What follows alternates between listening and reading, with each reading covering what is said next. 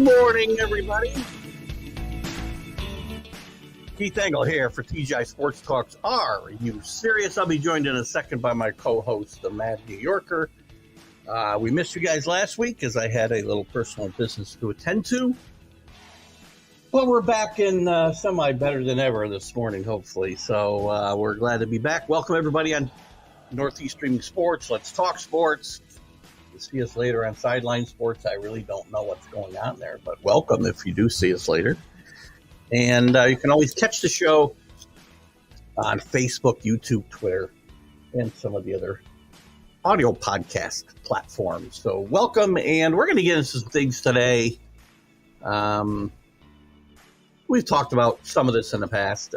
I want to dive in. I haven't had a chance to do it with Carlos, the college football chaos, and I guess I've got to accept the new reality. So we're going to discuss, I guess our opinions on whether this is good, bad, or indifferent, and what to expect going forward, because this isn't done by any means, because what is here is not really tenable. I will discuss the Yankees, maybe. Incredibly, they have not finished under 500 in 30 years. They're under 500 for the first time since, I want to say, oh gosh, I can't remember. In the 90s, I believe, at any point during the season, or this late in the season, I should say. They could have been on 1-1 or something. But we'll get into that. We'll talk about Aaron Rodgers.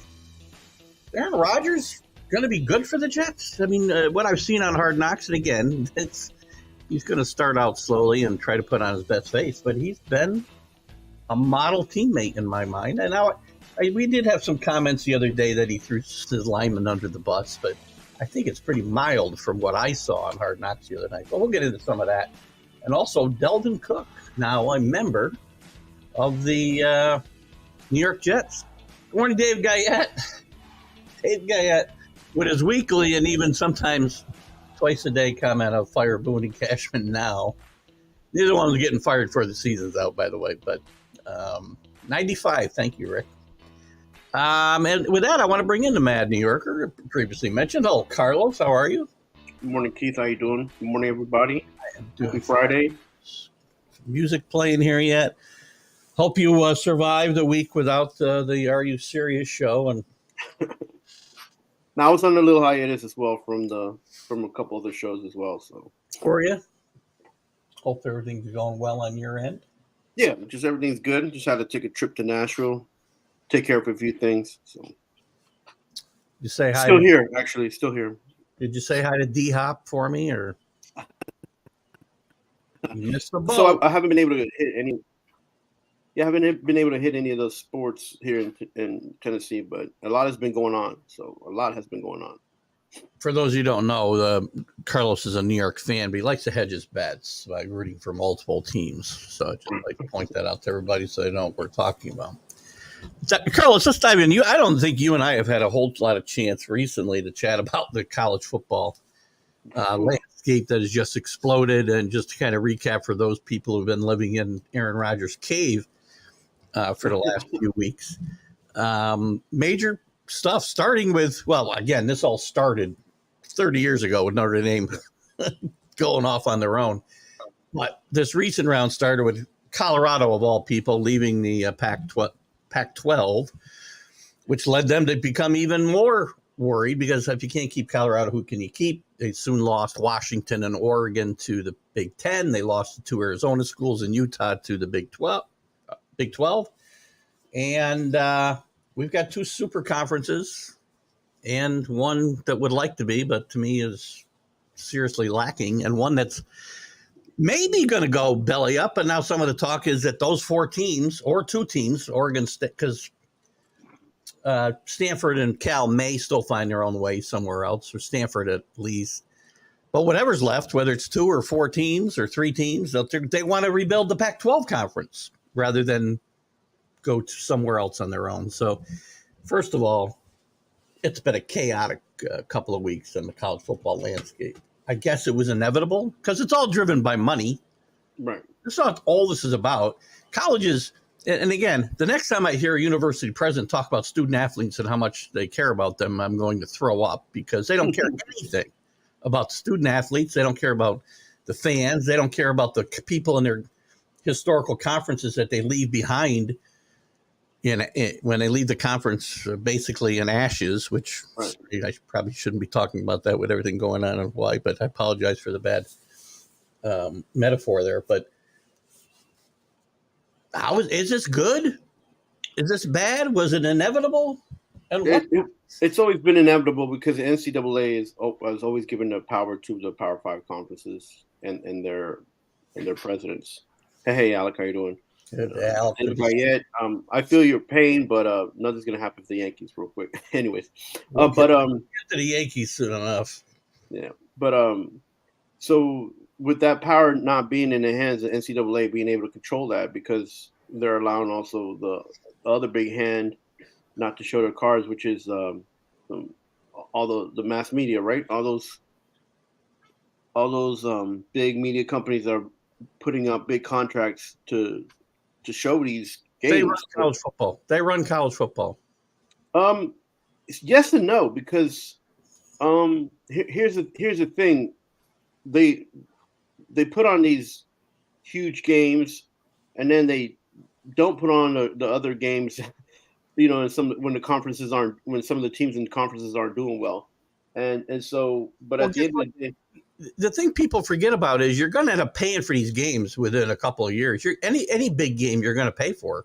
It's already started. Well, it started a while back when you had to get ESPN Plus. Even before then, I need ESPN Plus. I need Peacock if I want to watch all the Notre Dame games. Again, this is going to get worse before it gets better. Yeah, and before streaming, you had to go to your cable company and ask them for the extended sports package, because only the local regional sports had it. So it's always been happening. It's just a different. Right now, it's a different type of medium, right? So, but the truth of the matter is that the Power Five conferences they're gonna be on TV no matter what. So, and the media is gonna put them on TV no matter what. And the people that are hurting the most right now are the mid-level conferences that have pretty decent teams, and are trying to get that exposure, because it's going to cost them 10 times, 20 times now, even more to try to get that exposure. And so, well, it doesn't cost them anything, but they don't get the TV money. The TV money's drying up, by the way, pretty quickly. Yeah, that's another thing, and the reason for that is that even though you're a Power Five conference and you're a team on that conference, doesn't mean that you're doing well. Like Miami's been terrible football watching for maybe the last 3 years until Cristobal came in, and even then he hasn't. It wasn't any better last year. I can tell. Yeah, that's what I'm saying. So, but it was exciting because it was a new coach, right? And so that's just one example of the ACE. They're in the ACC, and then the SEC. They have a few, teams that don't do that well year in and year out. And every Power Five conference has universities that don't play well, and they're still, and that's why the contracts kind of negate each other, because nobody wants to watch terrible football at the end of the day. Nobody wants to watch Alabama being a team 60-6.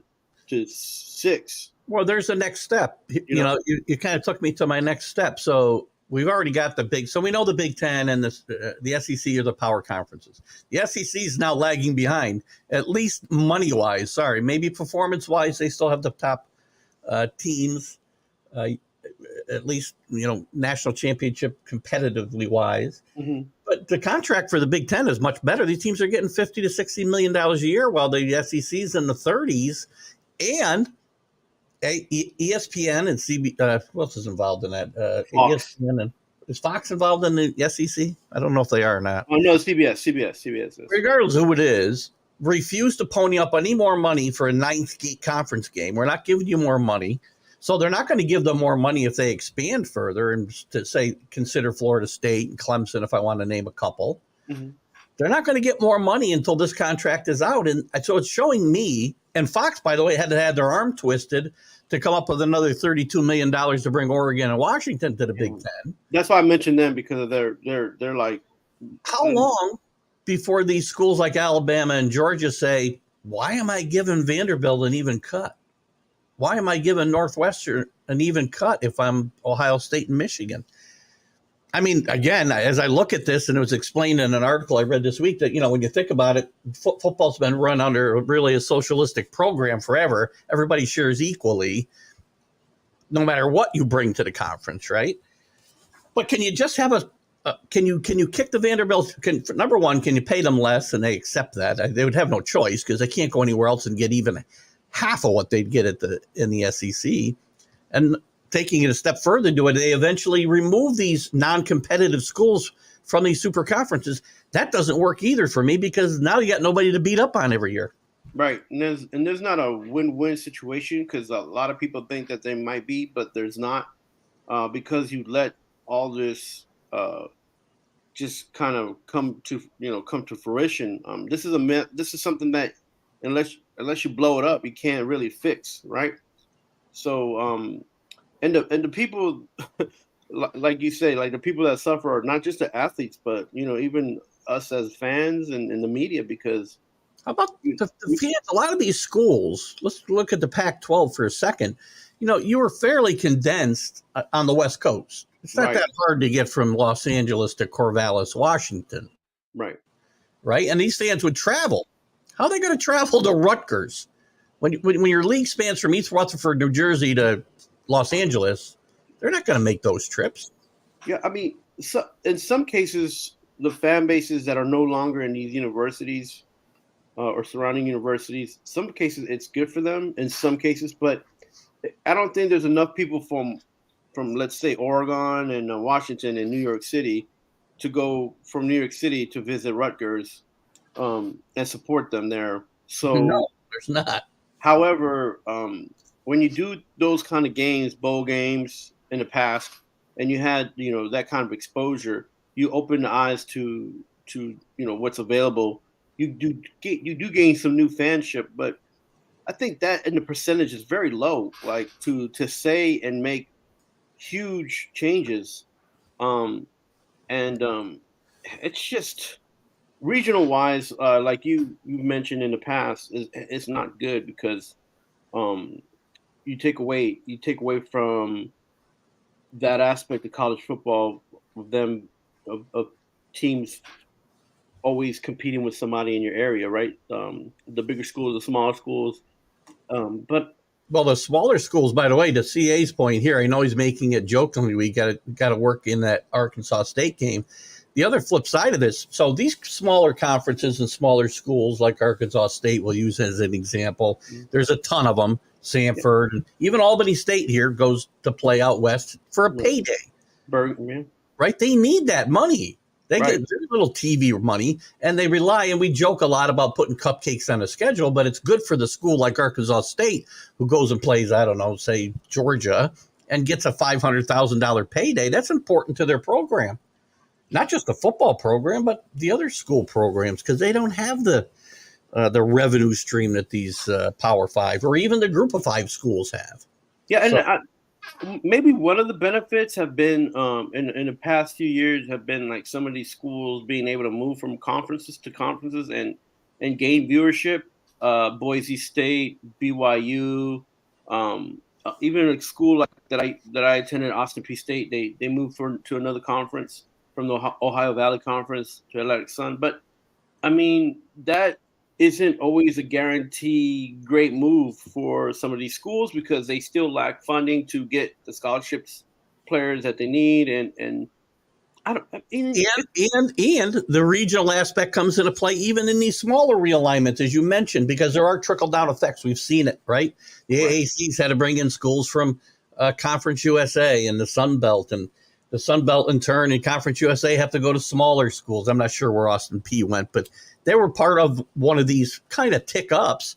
But the travel gets to be more in every one of these moves because none of them take region into account much at all anymore. I mean, to give the SEC some kind of credit, they've stayed fairly regional. At least all of their teams have at least one other team in a contiguous state. So you don't have to fly across the country to get to the next school. At least they all have some alignment to the when Austin P went to go play Alabama, which was, I mean, it was good for Austin P exposure wise, but competitive wise, you could see the difference, right? Oh, So, it's there for a payday. They're there for $500,000 or whatever. That's what they're there for. They but know then their I ass. mean, those teams also ACC played teams, in the mid conference around, Charleston and Charlotte, and they play, VMU. They play all these schools still play and use the regional schools around them, but they're more for the smaller schools, like you said. They're a payday. They're not for the Power Five conferences to take advantage of, So CA brings up Colorado State. I'm going to kind of segue into that. They play in the Mountain West. Mountain West, yeah. Now, the Mountain West there's a couple of scenarios for the Pac-12. If Oregon State and Washington State were the last two teams remaining, they could theoretically go to the Mountain West, but now you're getting about $4 million a year instead of 20. almost 20 right. to $30 million, which is a big cut. Now Pac-12 is talking about, let's not do that. Let's expand our conference. Now, you haven't had people have to expand conferences from 2 or 4 to 12. So they may raid the Mountain West or have some kind of merger and still stay to Pac-12 because you got a brand at least where you can sell it for something more reasonable on a TV package. I've looked at all the different options of the schools they might bring in from the Mountain West, which I think is an underrated conference. Don't get me wrong. And the AAC, which also has some good teams, but these aren't teams that are replacing UCLA and USC and Oregon and Washington. We're talking about bringing in SMU and Boise, who's forever the Pac-12 has turned their nose up at, and Colorado State and some other good schools. But is that still going to be a viable and try to maintain their Power 5 status, which I think is going to be very tough to do? Yeah, I mean disappear, or do you think they can make that work? Well, the name of the university it brings a lot of clout, right? It brings a lot of alumni, and the name of the conference could. Yeah, but I'm saying just the university itself. So with that support alone is what was driving the Pac-12, because a lot of the schools were suffering for the past few years and had not so good football. If you think about it, Stanford and UCLA, they weren't having great years, consistently anyway. So, but then that's just those two schools, and now you're talking about Mountain West schools that that Boise State left, but still how many schools can you name from that conference, from the Mountain West, right?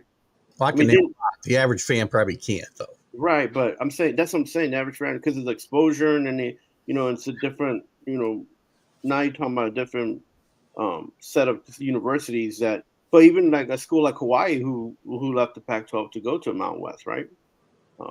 Hawaii was never in the Pac-12. They were in the WAC. In the WAC, I'm sorry, the WAC, yes. Yeah. Went to the Mountain West, right? So, but I mean, even with those switches, it hasn't helped. It hasn't helped a school like Hawaii, right? Or a North Dakota or South Dakota. Like those teams still, and they've had a few players here and there that were good. So, well, and again, the Dakota teams are never going to get moved up to FBS Division I because these FBS Division I is going to shrink. I mean, Rick talks about and this is a great consideration. All these moves are made around football. It's a lot easier to move these kids around one time a week and make, if you're USC, you're going to make 3 trips east. You're not going to be traveling every other week like the women's softball team or whatever sport you want to talk about, right? Those teams are going to suffer budget-wise because of the travel that's included. They're going to suffer school-wise, which obviously the presidents have made clear that they don't care about the academics of their schools, apparently, or these specific students. Which brings us to our next point. Is the next inevitable thing, we have a super conference, and there was an article about it this week in The Athletic. 28, somewhere between 28 and 36 schools form one conference. You try to match up the regions a little better with 4 divisions across the country, the West, the Midwest, North, and Southeast. Wasn't it like 40? And then he mentioned, and then in the article mentioned how Nebraska was barely number 35, and they were talking to him. I think that was probably not the article I was reading, but there's been a bunch of articles preaching this, right? And by 2030, we might get there. And football, in this case, football would break away and be by themselves. But by that point, to Rick's point, by that point, if this doesn't happen now, all these schools and all these conferences now have been blown up, unless the Pac-12. Because again, Pac-12 very historic conference as far as winning national championships on all levels of sports. Right. Those sports would all have to move with the football program, unless they decide to try to keep the league together themselves. I don't know how they can do it revenue-wise. I think the revenue that football brings in for each university is the biggest problem for the university. Because if you think about it, this how's it going, guys? And happy birthday, Keith. Forgot to thank you. My birthday was earlier this week. That's my dad and my stepmom. Thank you very much. Like the amount of money that brings in for the university is what's critical. If you wanted to, and if I think would be best if these university presidents would just give each sport like their own, like let them do them, because football, if you bring in these sports conferences because of football, a lot of these teams wouldn't get to play each other regional, which is like the competition sometimes is better than what the football would allow it to bring in their conferences, right? Yeah.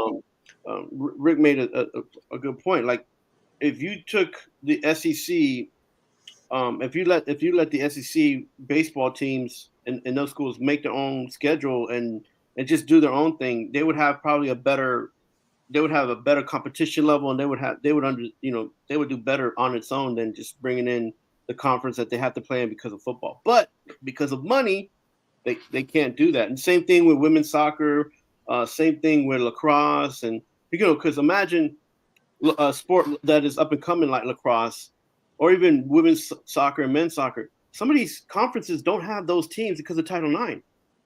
People don't understand that. They don't realize that, right? So they can't. So some of these schedules are already, Well, Title IX's a bit of a farce anyway, because the equity is not there that they were trying to create anyway to begin with. But that's another conversation for another day, man. I mean, right.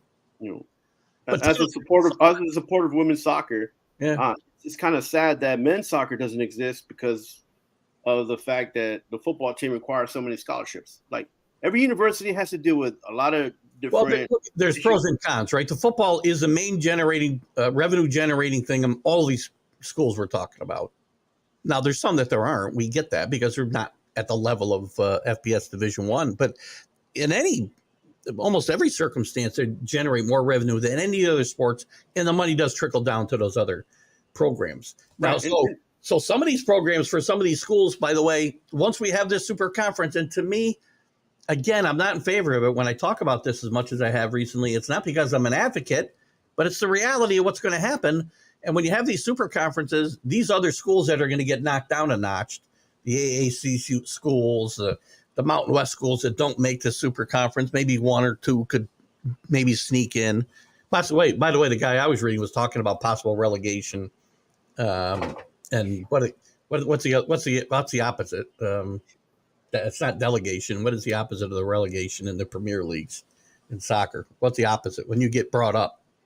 Promotion. Demotion. Yeah.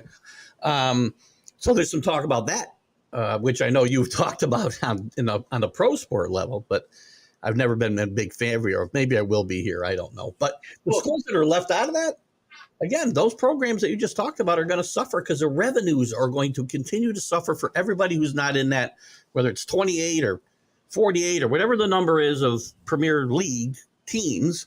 Everybody else suffers money-wise because there's only so much money to go around. And Keith, it's not just money. It's like these programs. How many wrestling programs are there right now nationally? How many women's wrestling is growing? Their programs are popping up left and right.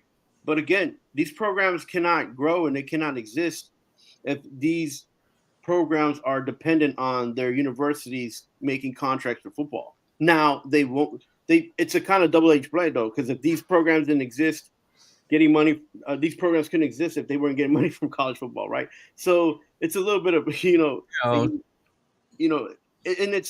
it's not. And the problem is that we're focused on college football and the amount of money that's coming in, but it's a big mess for the universities, the presidents, their athletic, the ads, athletic directors to just try to figure all these things out. And I'm just glad I'm fan and watching this stuff, but I'm not a happy fan if I have to watch a poo-poo game.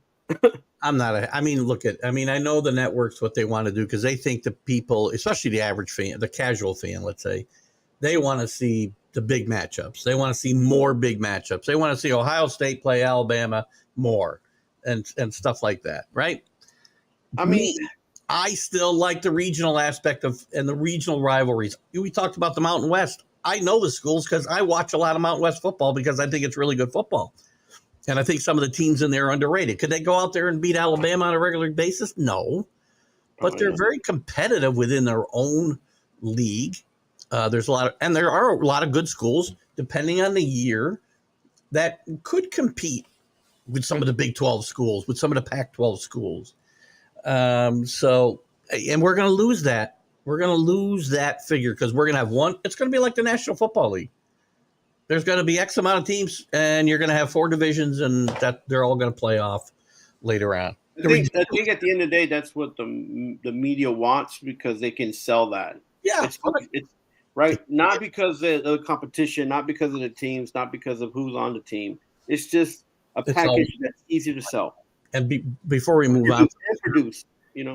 Before we move on from this topic, too, by the way, the NCAA now has, and the NCAA, by the way, because again, nobody's minding the store. Everybody can just do what they want. There's no sheriff. There's nobody policing anything.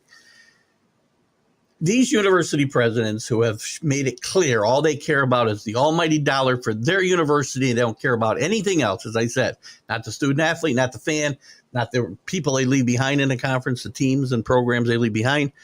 They're doing the impossible and making me say, when it comes to NIL, don't put limits on these kids. Let them make whatever they want. You're doing it. So you're setting the example that money's what drives it.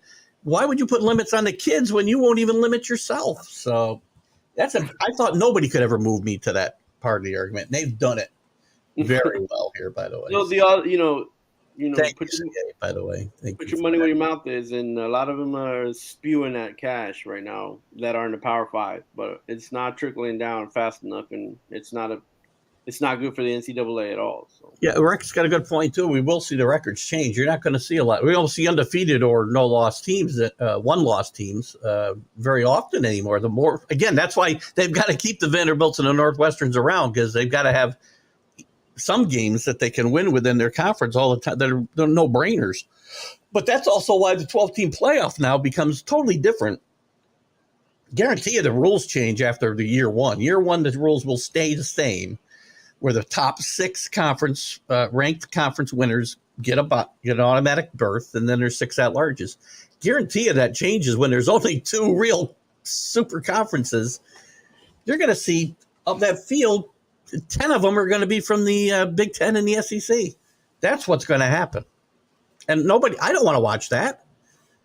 Now I got to fall into John DeLon, who I argue with about he thinks the college football playoff is nothing but an extended college season. No, participation trophy system, which I argue with him all the time. I'm letting a bunch of conference champions play for a national championship. I'm not giving trophies to the guys who don't win it. So, but if I start letting in the 3rd and 4th best team in a conference to the playoff, well, then I am. I don't know. I don't know what the answer is going to be. And again, I've got to start talking about the realities when I say what's best for Notre Dame, what's best for Oregon State, Washington State, Stanford, and Cal, Clemson, and Florida State. I got to start talking about what the new realities are. I want to turn the clock back to 1995. I can't do that. That's not happening. These conferences aren't coming back. The Southwest Conference isn't coming back. Well, I'm not sure if you remember 1995 and people were asking for a change. Well, again, we were stuck with Notre Dame. Again, people get on Oklahoma and Texas for starting the ball rolling, or even Nebraska in 2012. No, they didn't start it. Notre Dame started all this when they pull out of the CFA, which would build the TV deals for pretty much all of college football, and all these teams kind of shared equally in the revenue. And when they broke away to do their own deal, that's when Texas said, I'm going to start my own network, and the Big Ten we'll make our own network, and the Pac-12, and some of them were successful. Well, you got to understand, too, ESPN, CBS Sports, Fox Sports, they were there with money to give them. Yeah. They were there with money to be like, sure, you want to, let's do this, So. Actually, I will extend this conversation a little bit longer. We didn't talk about Notre Dame in this. There's a lot of people who think, well, Notre Dame's got no choice but to go to a conference now.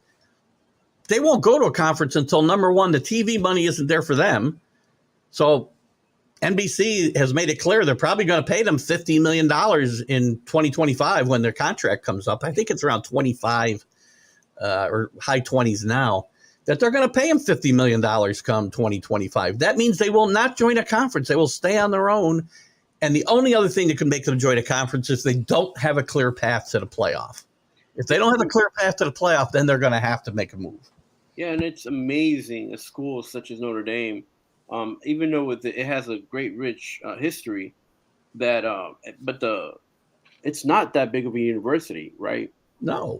And they demand a lot of money, and they've been able to, do what they were able to do is just incredible to me, because some of these schools have more alumni, more money, and haven't done what Notre Dame's been able to accomplish in the last 15 years. They got a brand to sell, and the fact is they don't need to win national championships. I mean, I think they reinvented their brand and were able to make a move that some of these schools were just a couple years too late, and they're trying to do it now, and they don't have the capacity that Notre Dame does, right? So, is there another school in this country that could go?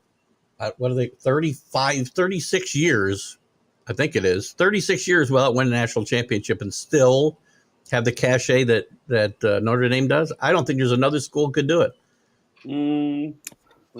36 years since they won in the last national championship. When Alabama had a drought, when they had some bad years before Nick Saban got there, by the way, for about 15 or 20 years, their brand was way down. Notre Dame's doesn't fall off the charts, even when they're not winning championships. It kind of sounds like the Dallas Cowboys in the NFL. Like, a little bit. That's a good. That's probably the best analogy. Yes. Yeah, they've reinvented itself. They branded themselves as America's team. Notre Dame has branded themselves as the team and the college to be at. And you know what? Good morning, Robert.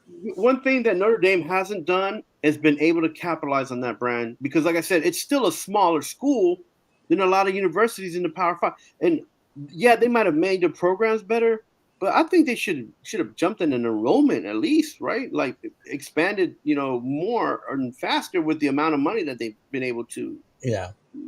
The scheduling for them will become tougher as these schools get bigger. I mean, that's why the Big Ten might use Stanford as a hammer to get Notre Dame to consider joining the Big Ten, because then they'd have a bunch of their schools that they schedule every year right there. Morning, Robert. How you doing? Contract. They also have a contract with the ACC. That's they play X amount of games with ACC teams. I think 4 or 5 every year. But part of that contract says if they do decide to join a league, it'll be the ACC. So they're going to have to buy their way out of that, which probably would not be a problem for them. They become the Yankees of the college football, man. Right? Absolutely.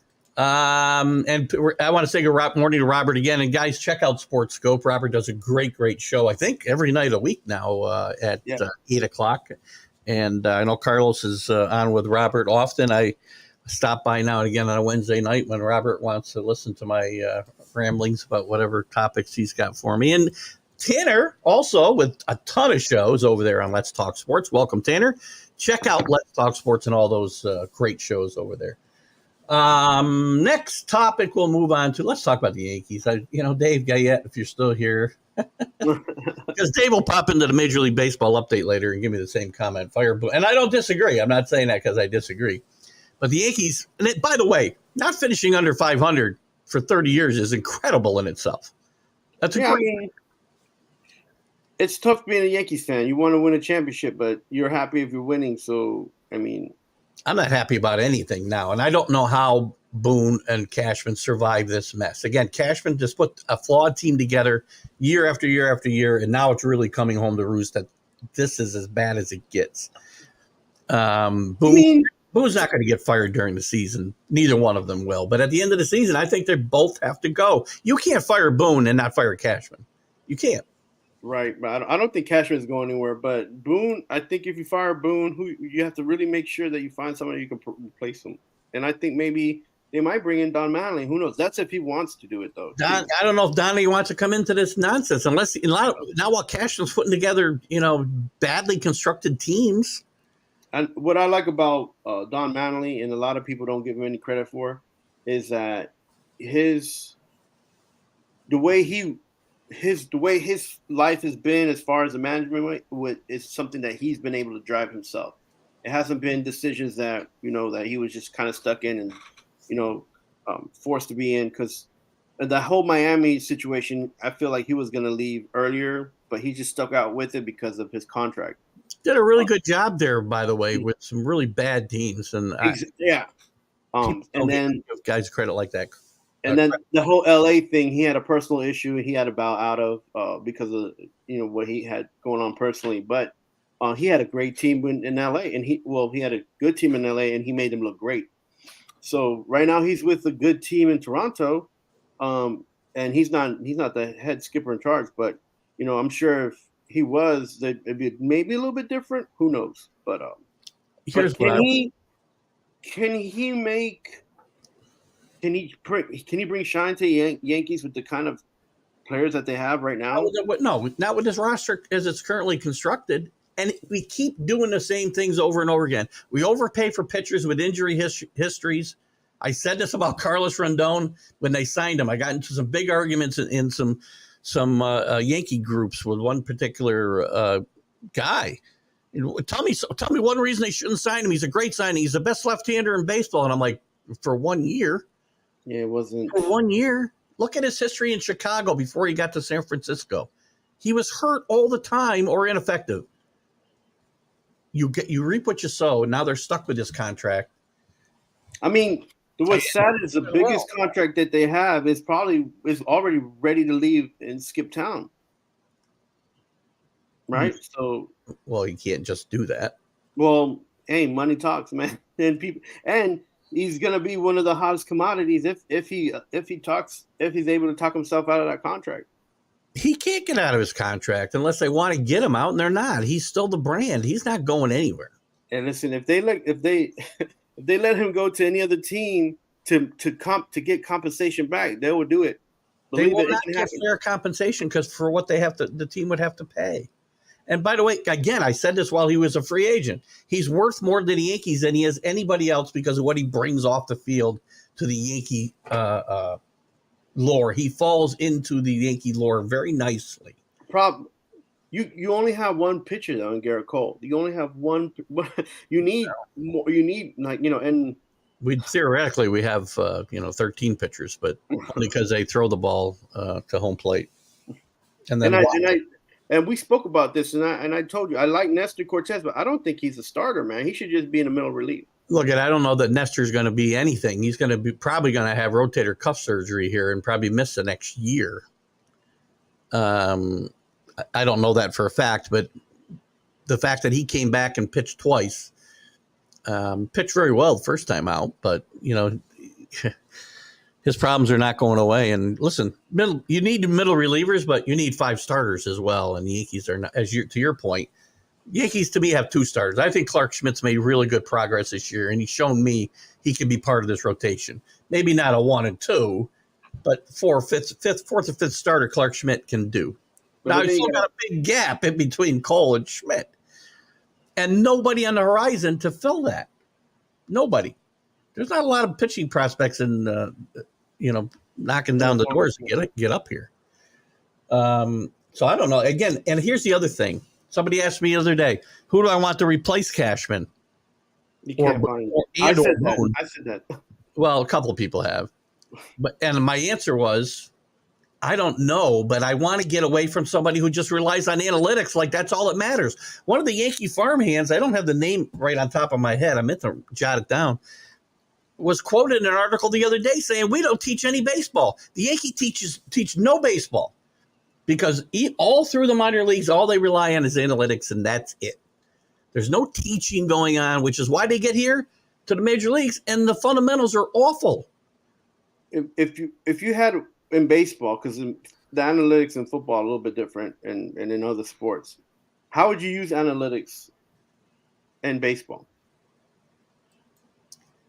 Well, again, they use them a ton. It depends on whether it's Tuesday at 1:00 and the pitcher's left-handed and pitching in they make up stats to try to make the game computerize the game.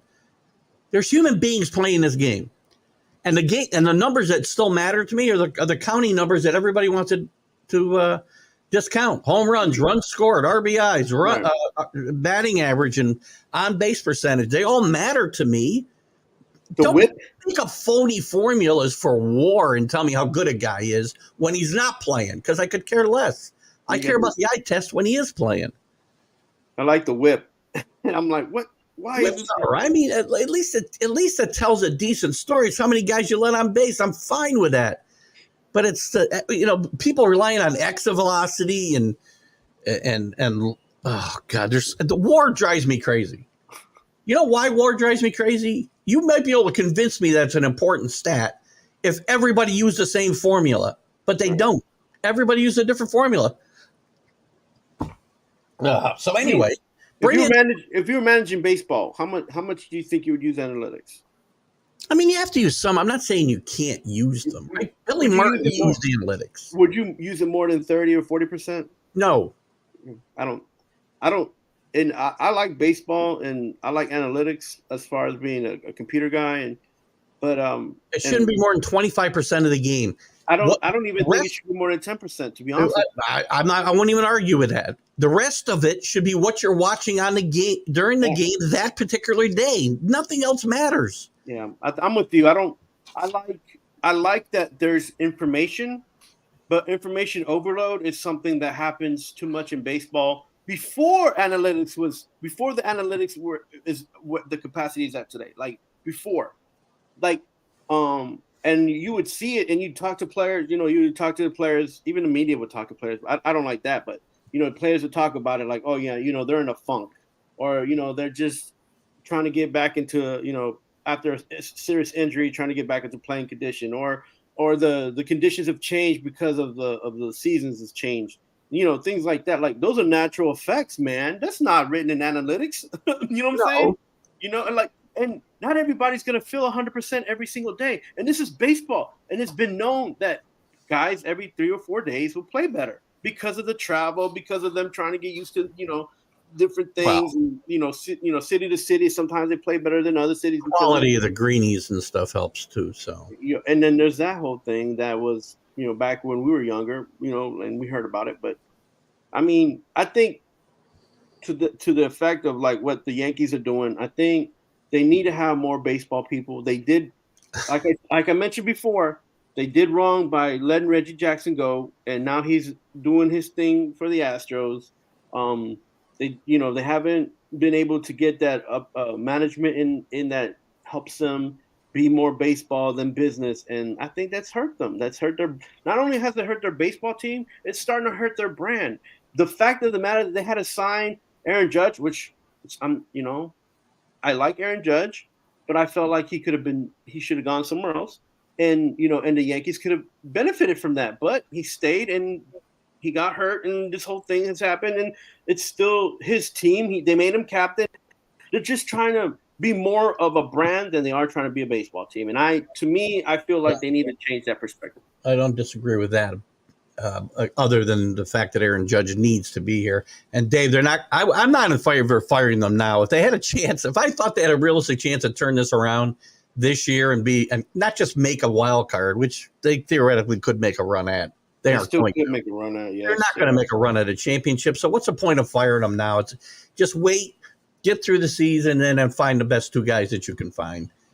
I always have a problem when you fire a manager in the middle of the season and you bring in an interim. If that interim has a good run, now there's pressure to bring him back, and he may not be the right guy. So I always just let Boone ride out the mess that these 2 guys have made and be done with it. Now, back to the analytics for a second and the managers. What happens is it becomes a a crutch, because now the sports writers have all bought into analytics. Obviously, the front office guys have bought into it. So when a decision comes to be made during the course of a game, the manager no longer relies on his gut and what he's seeing on the field, whether to remove a guy, say a pitcher, or not remove him, let him pitch to a certain hitter. He's got to go by whatever the analytic book says, or he's going to get ripped the next day. Right. He's got to pitch the guy who's supposed to pitch in the seventh inning, or he's going to get ripped the next day. And it's ridiculous. How many times do we see a guy come in the seventh inning, get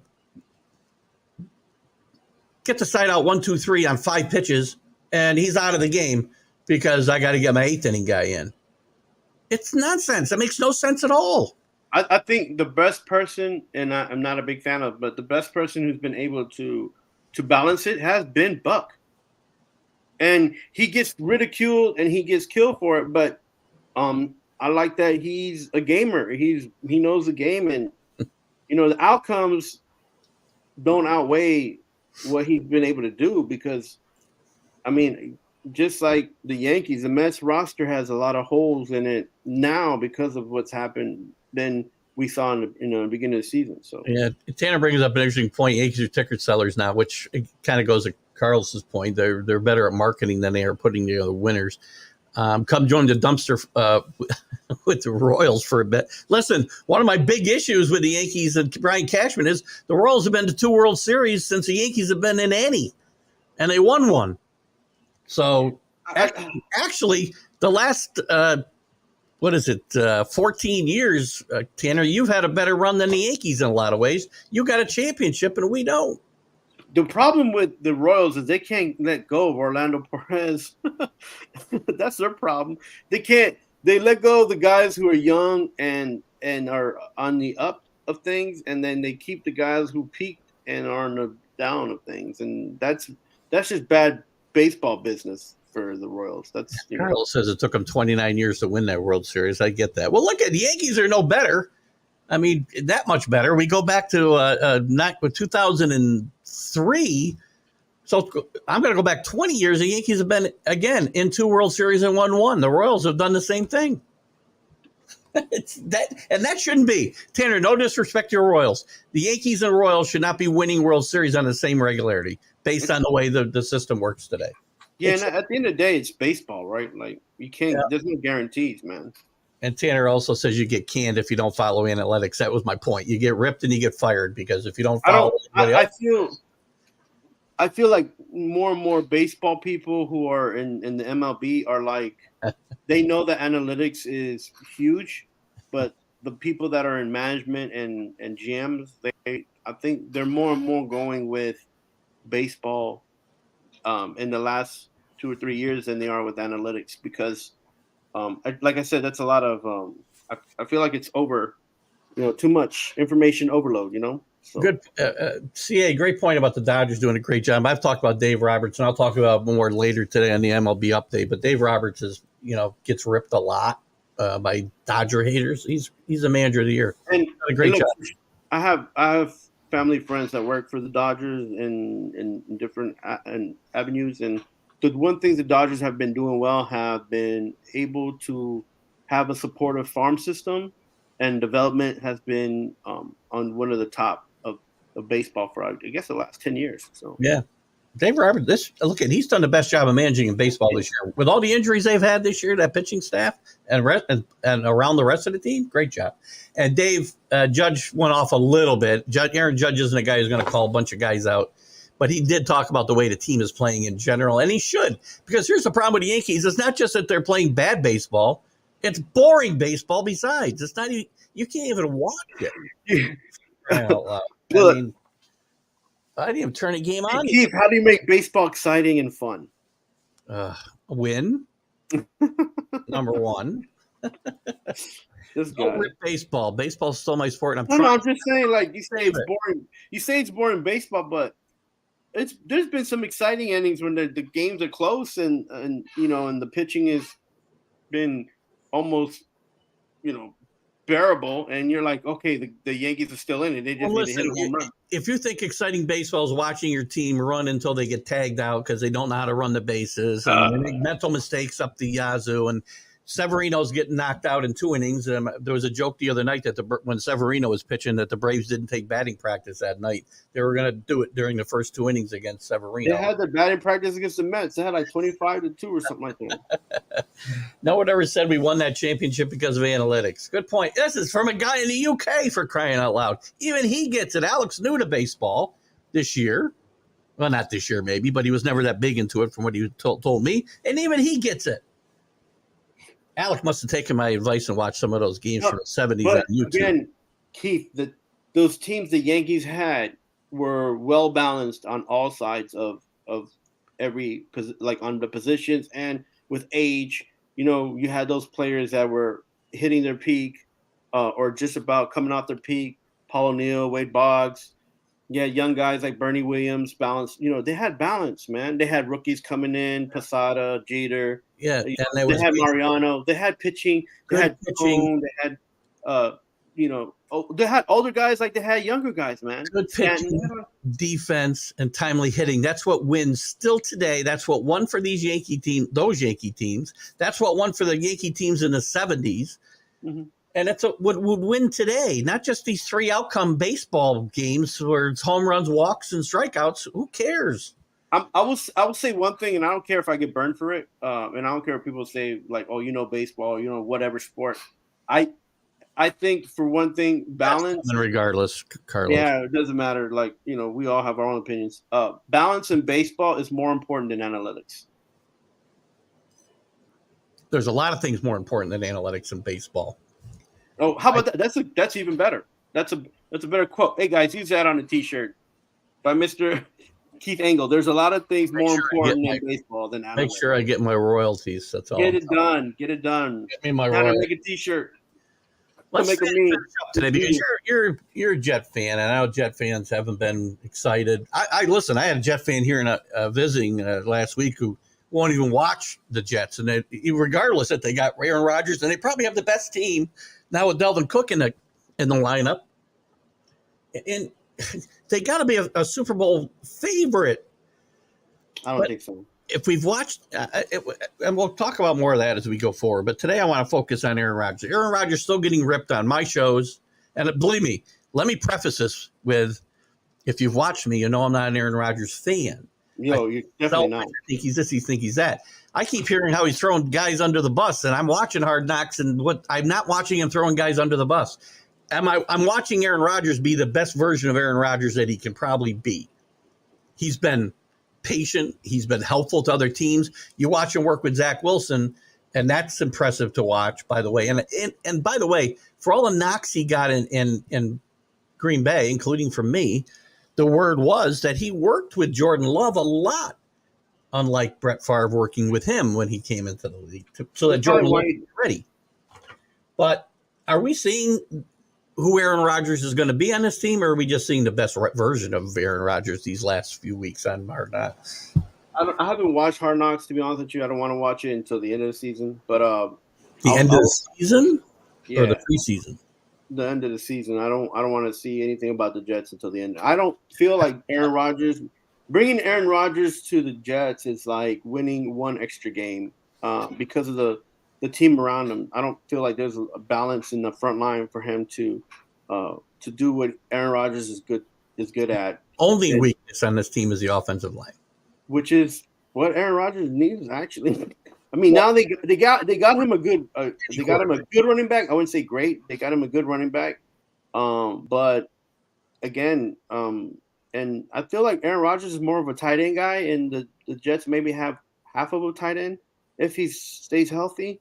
My old classmate Mercedes Lewis is still out there available. I know. I feel like Mercedes Lewis would probably stay healthier than half of the guys that are trying to get that position in preseason right now. So, but no, I don't. Me saying that doesn't mean I want Mercedes Lewis on the team. So don't go out and do that. But I feel like Aaron Rodgers is a good actor. He's a Hollywood guy, right? He's Mr. California. He can put up a front and at the back end not be that same person. I'm not sure who Aaron Rodgers is yet for the Jets.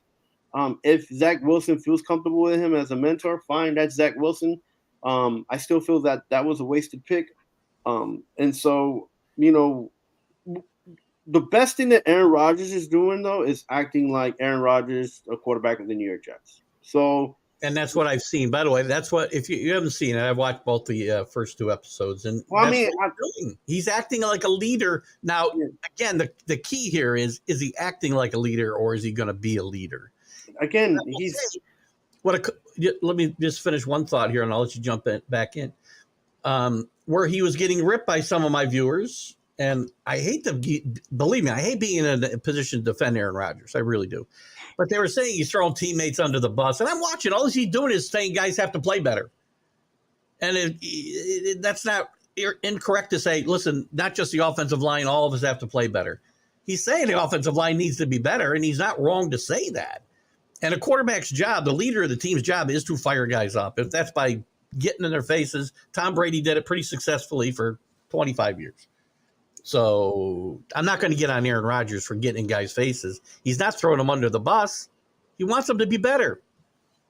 Yeah, I think with Aaron Rodgers that a lot of people have misconceptions that Aaron Rodgers is not what he says, is how he says things and his facial expressions. If you ever go back and look at Green Bay tape of him in the media, or him talking about his coaches or other players, like, it's just his facial, like, when he says those things. Most of the things that he says are correct. It's just the way his attitude is and his demeanor when he says those things. It's so not like he looks like Jay Cutler out there. I mean, but when he's like, yeah, the coach did a really good job, and he's waving his head back and forth like, you didn't really mean it.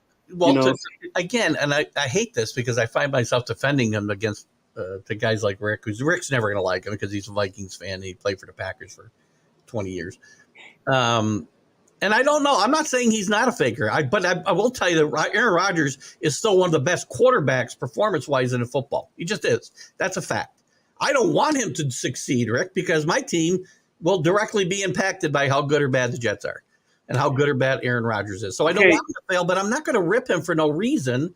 And there's been no reason to rip him up until now. He defended his old coach. You talked about coaches. He vehemently defended Nathaniel Hawthorne against the things Sean Payton was saying about his the team he took over in Denver. Yeah, but he didn't defend his head coach. He defended his assistant coach / quarterback coach. Fair enough. Anyways, so my thing is this. Will Ezekiel Elliott have a bigger effect on the Patriots than Aaron Rodgers would have on the Jets? No. I think both of them are gonna do their thing and not be as successful as they were in their last season. I feel like the Jets maybe win 9 games. Maybe. I don't think so. Did I say Nathaniel Hawthorne? I think I might have said, sorry. Nathaniel Hawthorne, he did not defend because he's been dead for about 200 years. So he's a Raven. Isn't that the Raven writer, poet? No, that was Poe. Nathaniel Hawthorne is Hawthorne is the other one. He's been hundreds of years, probably. Yeah. So a good point there. Listen, Zeke Elliott's going to play a role on the Patriots. Aaron Rodgers is the guy on the Jets. That's just totally different scenario. Zeke's going to get 5, 6, 7 touches a game, play short yardage, and that's going to be it. Save some wear and tear in Ramondre Stevenson. That's what Zeke's there for. Aaron Rodgers is there to take the Jets to a Super Bowl. I don't feel like he might. If he stays another season, maybe, but not this year. That O-line is just too many problems. Too many Swiss cheese, man. Swiss cheese. Look I said in the beginning, to me, if I'm not a Jet fan, I'm looking at this from the outside. You look at it from the outside, you say, this is a worthy experiment. It's 2 years experiment, maybe 1 if it really goes off the rails. But they didn't have a better option for these 2 years, so you might as well take a run at it. What are you going to say if this team wins the Super Bowl? Who, me? Still shouldn't have done this? I'll be ecstatic, but I don't think it's going to happen. I'm not that optimistic. I'm not. Listen, I'm not rooting for it. I'm just trying to be fair to the guy. I mean, I ripped him more than anybody since I've been doing these shows, and I find myself defending him, and it's a very awkward position for me, but I will do it if I have to. Carlos, thank you very much for this morning. Guys, it was great to be back today. I'll be on with Mac and Jack here in just a few minutes, and we'll be back Sunday with the stream of consciousness. So have a great, great, great day. Good weekend. Good to have you with us, Anthony. Sorry we didn't see you sooner. Steelers are going to have yards, but Zeke will take all the Stevens. Sorry, I thought you said Steelers. That's what I get for reading fast. Have a great day, guys.